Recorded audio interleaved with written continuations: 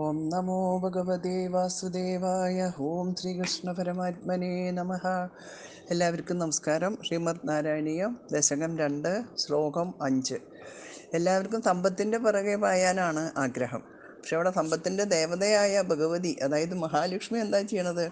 ഭഗവാന്റെ മാറിടത്തിൽ താമസിക്കാൻ സൗകര്യപ്പെട്ടോണ്ട്, അതായത് ഭഗവാന്റെ രൂപലാവണ്യത്തിലുളവായ അനുരാഗത്തിൻ്റെ ഉറപ്പാകുന്ന ചാബല്യമില്ലായ്മയുടെ ശക്തി മൂലം സ്വന്തം ഭക്തന്മാരുടെ അടുത്തും കൂടി അധികം താമസിക്കുന്നില്ല. അങ്ങനെ ഭഗവതിക്ക് ചപലയാണ് എന്നൊരു അപരാധവും വന്നു വിട്ടു. ഇത് കഷ്ടമല്ലേ എന്നാണ് ഭട്ടതിരിപ്പാട് കഴിഞ്ഞ ശ്ലോകത്തിൽ ചോദിച്ചത്. അതായത് ഭക്തി തീരെ ഇല്ലാതെ സമ്പത്തിൻ്റെ പിറകെ പായുന്ന വംഗപ്രഭുക്കളെ മഹാകവി ഭംഗ്യന്തരേണ കളിയാക്കിയിരിക്കുകയാണ് കഴിഞ്ഞ ശ്ലോകത്തിൽ. ആ കളിയാക്കുന്നത് കാണാൻ നല്ല ചന്തമുണ്ട് എന്നാണ് പറയുന്നത്. ഇനി 5-ാമത്തെ ശ്ലോകം. ലക്ഷ്മീസ്താവകരാമണീയകഹൃദേവേയം പരേഷസ്ഥിരേതി അസ്മിന്നന്യതപി പ്രമാണമധുനാ വക്ഷ്യാമി ലക്ഷ്മീപദേ.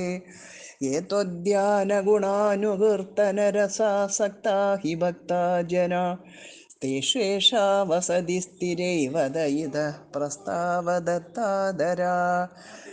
ലക്ഷ്മീ ഹി താവക രാമണീയക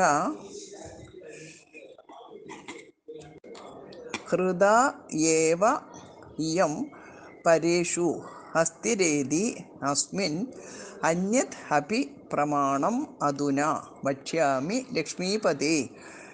യേ ത്വദ്ധ്യാനഗുണാനുകീർത്തന രസാസക്താ ഹി ഭക്താ ജനാഃ തേഷു യേഷാ വസതി സ്ഥിര ഏവ ദയിത പ്രസ്താവദത്താദരാ. ലക്ഷ്മീസ്താവകരാമണീയകഹൃദേവേയം പരേഷസ്ഥിരേതി അസ്മിൻ അന്യതപി പ്രമാണമധുനാ വക്ഷ്യാമി ലക്ഷ്മീപദേ. യേ ത്വദ്ധ്യാനഗുണാനുകീർത്തനരസാസക്താ ഹി ഭക്താ ജനാ തേഷേഷാ വസതി സ്ഥിരൈവ ദയിതഃ പ്രസ്താവദത്താദരാ.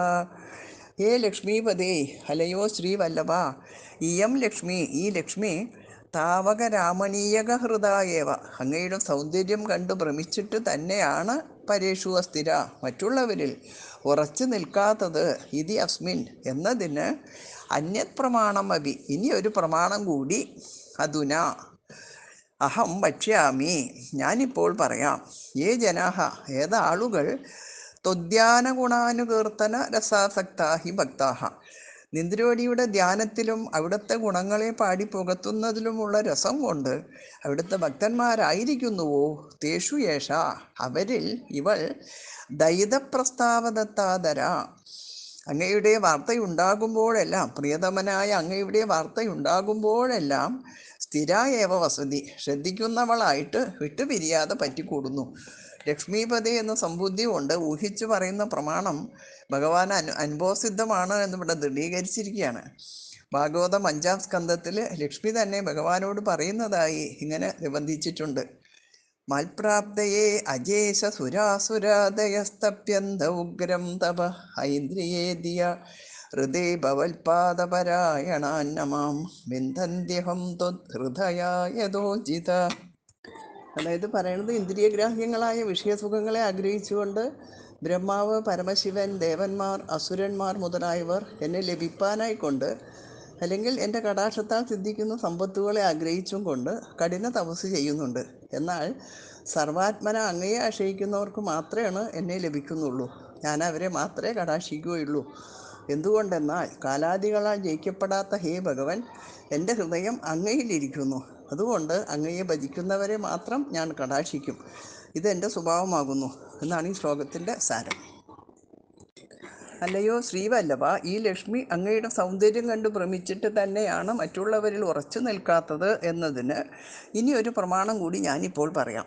ഏതാളുകൾ നിന്ദ്രവടിയുടെ ധ്യാനത്തിലും അവിടുത്തെ ഗുണങ്ങളെ പാടിപ്പോകുന്നതിലുമുള്ള രസം കൊണ്ട് അവിടുത്തെ ഭക്തന്മാരായിരിക്കുന്നുവോ, അവരിൽ ഇവൾ പ്രിയതമനായ അങ്ങയുടെ വാർത്തയുണ്ടാകുമ്പോഴെല്ലാം ശ്രദ്ധിക്കുന്നവളായിട്ട് വിട്ടുപിരിയാതെ പറ്റിക്കൂടുന്നു.